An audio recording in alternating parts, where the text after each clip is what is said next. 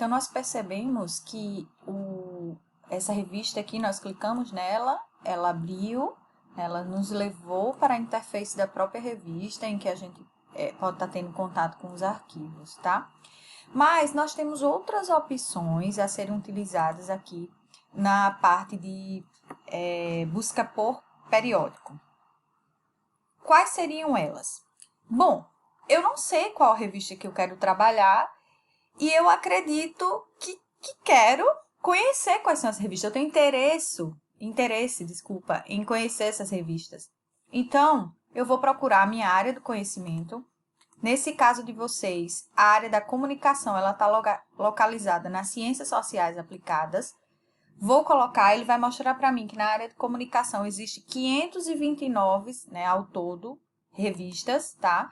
Vou clicar, pedir para pesquisar, e ele vai me trazer a lista dos 529.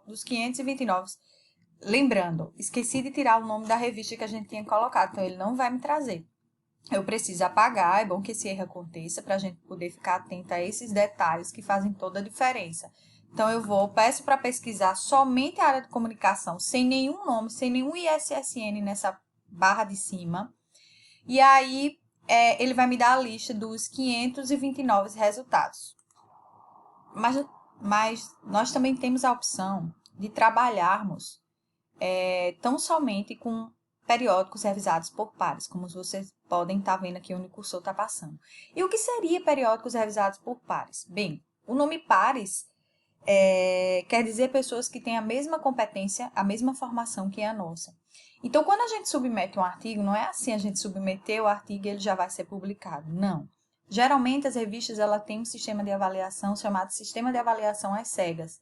Nós submetemos o artigo, o editor da revista encaminha para 2 ou 3 avaliadores. Esses avaliadores fazem uma avaliação, né, todo escrito do seu trabalho, falando da coesão teórica, da questão metodológica, do trabalho com as fontes, ou seja, de tudo aquilo que configura o rigor, né, do trabalho. E vai dizer se o teu trabalho tem pertinência, se ele não é bom, se ele tem que melhorar nisso. E muitas vezes dá contribuições extremamente relevantes para o nosso trabalho. Então, isso significa dizer que o periódico passou por uma avaliação, né? E por isso ele foi publicado, ele teve um aceite, tá? Então, periódicos revisados por pares significa dizer que são aqueles artigos que passaram por uma avaliação por pessoas com a mesma formação, com a mesma competência em torno do objeto do estudo do qual você está trabalhando. É mais seguro trabalhar com esses periódicos? Sim, porque a gente sabe que teve uma avaliação, né? Que as pessoas leram ele, tiveram um olhar mais apurado, né, para o trabalho desenvolvido. Isso na regra, para acontecer. Obviamente que nem todas são assim. Isso depende muito do corpo, né, que faz parte da revista, do fator de impacto dela, que é aquele qualis que eu tinha falado para vocês, que tinha me fugido da palavra, que agora apareceu. Então, eu acho bacana trabalhar só com revistas que são avaliadas por pares. E aí, quando a gente clica aqui, que a gente pede para pesquisar as revistas de comunicação que são revisadas por pares, aparece o quantitativo cai de 529 para 387. Tá? Então, você sabe que essas revistas, elas possuem um processo de avaliação para aqueles artigos, que eles não foram publicados ali aleatoriamente. Tá? Eles realmente passaram por um processo de leitura minucioso, de avaliação com relação às fontes, que é extremamente importante, gente. Eu abro um espaço aqui para falar para vocês com relação ao chamado plágio, que vocês já devem ter ouvido falar muito. Então, quando a gente entra na vida acadêmica, e até antes dela mesmo, é inadmissível que a gente trabalhe com plágio, que é o famoso Ctrl+C, Ctrl+V. Por quê? Porque nós temos capacidade intelectual de produzirmos os nossos próprios textos e até mesmo de corroborarmos e querermos utilizar algo que outro autor, outra pessoa tem escrito, sem necessariamente replicar e não dar os créditos a ela. Então, a ABNT, que é a norma brasileira, né? Ela nos subdizia com relação às chamadas citações, chegam elas diretas, indiretas, para que nós possamos estar utilizando, né, desse Ctrl+C, Ctrl+V, mas dando os devidos créditos, né, da maneira correta, tá?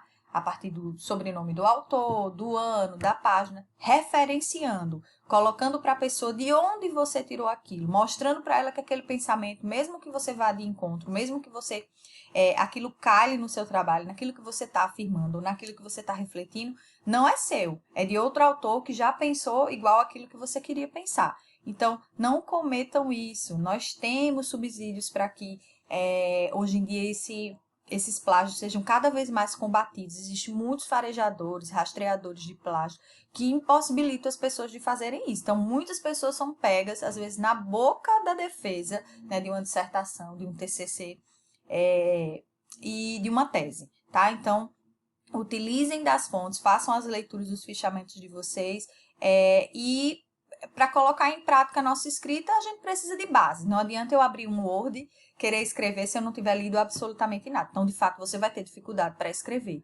Não é só a dificuldade pela dificuldade, é porque você não tem uma base de leitura. Então, a leitura é o alimento de quem escreve. É a partir dela que realmente a gente vai começar a ter os desdobramentos, né, da escrita.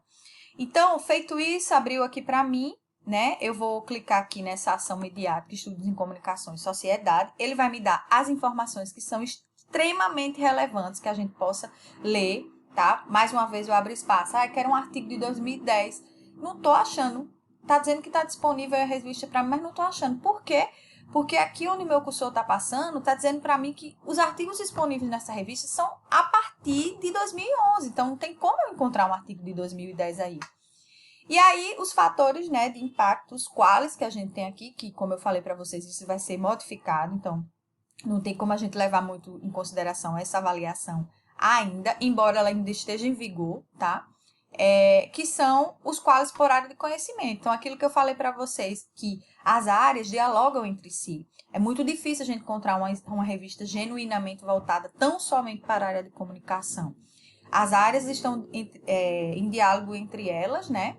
É uma característica da multidisciplinaridade e até da pluridisciplinaridade. Então, vocês veem aqui que essa revista, pessoas da área de educação podem publicar, da administração, da ciência política, da ciência agrária, e cada área essa revista tem um impacto diferente. Então, por exemplo, uma pessoa que publica da área da educação, o qualis dela, a pontuação que ela vai ter é muito maior do que quem publica em ciências agrárias. Porque quanto mais a gente sobe de B5 até A1, mais fator de impacto essa revista tem.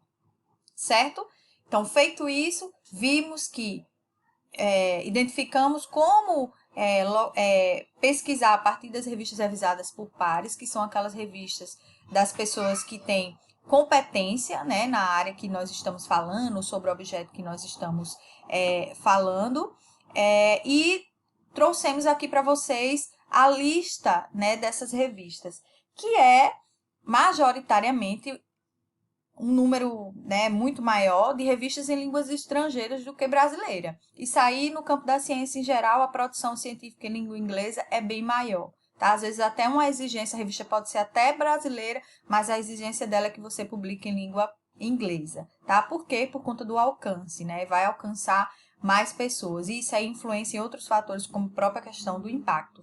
Então, eu vou clicar aqui novamente na ação mediática para vocês. Vou pedir para abrir, que a gente abre aqui nesse quadradinho, para que ela nos leve à interface da própria revista, para a gente ver uma configuração, né, da página de uma revista. Por quê? Essa revista, Ação Mediática, ela é da Universidade Federal do Paraná. E, geralmente, todas as revistas possuem quase sempre o mesmo layout, tá? A mesma configuração. Então, aqui na aba de cima, nós encontramos informações, a capa que traz sempre a edição mais atual, a publicação mais atual da revista. Depois nós temos informações sobre essa revista, tá? Onde ela vai dizer sobre normas, quem pode publicar, quais são as áreas. O acesso, como você faz para acessar como autor, como leitor, né? E a parte que mais nos interessa, que é a parte das edições. Então, a atual, essa revista é uma revista semestral, tá? É uma revista que vai de janeiro a junho de 2020.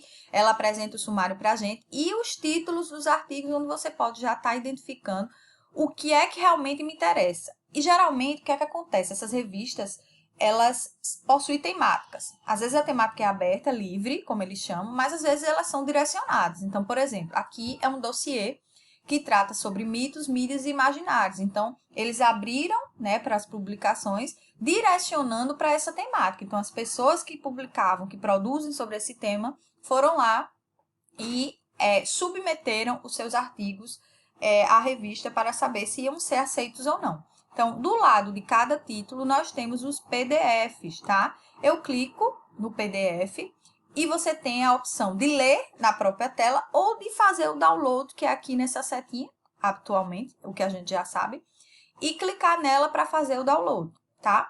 Nós temos o artigo, esse artigo é um artigo que permite imagens, algumas revistas não permitem imagens, mas pela própria natureza da revista, né, não teria como não permitir. E aí uma coisa que eu chamo bastante atenção para vocês é as referências bibliográficas do trabalho. Nós temos uma mania de relegarmos a leitura das referências, ou seja, de não fazermos essa leitura. E, na verdade, as referências bibliográficas, elas dizem muito sobre o trabalho. Não só daquilo que você está lendo, mas daquele objeto que eu estou pesquisando. Então, muitas vezes, o texto, às vezes, nem é muito interessante para você, mas uma referência que o autor citou lhe chama atenção e é muito útil para o seu trabalho. Então, a referência diz muito para a gente sobre o nosso objeto de pesquisa, tá?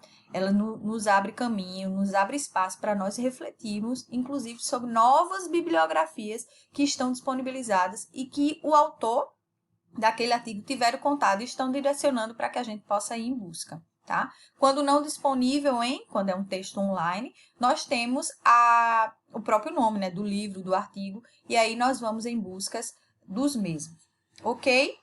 Espero que tenha ficado claro aqui para vocês com relação à revista. Eu não vou me estender muito nesse vídeo, a gente vai ficar realmente com esses dois processos de pesquisa, que são a busca por livro, né, e a busca por periódico, para que a gente possa abrir espaço e estar falando sobre a busca por assunto, que é mais extensa, e a busca por base, que tem algumas pontualidades que a gente precisa ver. Certo? As pessoas falam muito de base de dados e a gente vai verificar isso no próximo vídeo, ok? Obrigada!